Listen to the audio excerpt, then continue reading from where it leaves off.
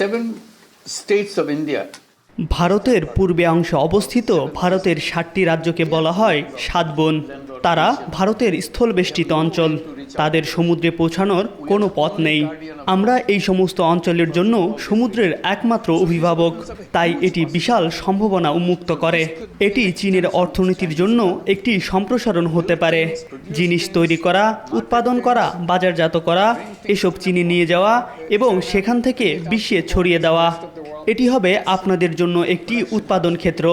তাই এটাই সেই সুযোগ যা আমাদের নেওয়া উচিত, বাস্তবায়ন করা উচিত এবং সম্পন্ন করা উচিত।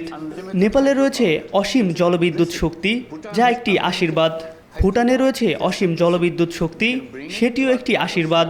আমরা এটিকে আমাদের উদ্দেশ্যে ব্যবহার করতে পারি এবং বাংলাদেশ থেকে আপনি যে কোনো জায়গায় উৎপাদন করতে পারেন, কারণ আমাদের পেছনে সমুদ্র রয়েছে।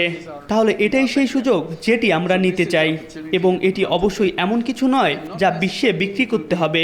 আপনি বাংলাদেশে উৎপাদন করে চীনেও বিক্রি করতে পারেন, কারণ এটি একটি বাজার। প্রশ্ন আসবে, বাংলাদেশি শিপইয়ার্ডে উৎপাদন করা সহজ নাকি চায়না শিপইয়ার্ডে উৎপাদন করা সহজ? যে কোনো ধরনের ব্যবসা, এটি উচ্চ প্রযুক্তি নির্ভর ব্যবসা হতে পারে, পুরো কারখানার অবস্থান হতে পারে, এটি অ্যাসেম্বলি লাইন ব্যবসাও হতে পারে।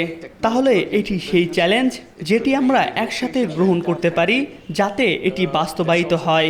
এটাই সেই গল্প যা আমরা আপনাদের সাথে আলোচনা করতে চাই। কিভাবে এটি বাস্তবায়িত করা যায়, পথে কি প্রতিবন্ধকতা রয়েছে, কোন কাজগুলো করতে হবে যাতে পথ পরিষ্কার হয়, যাতে আমরা একসাথে কাজ করতে পারি। To clear up the path so that we can work together.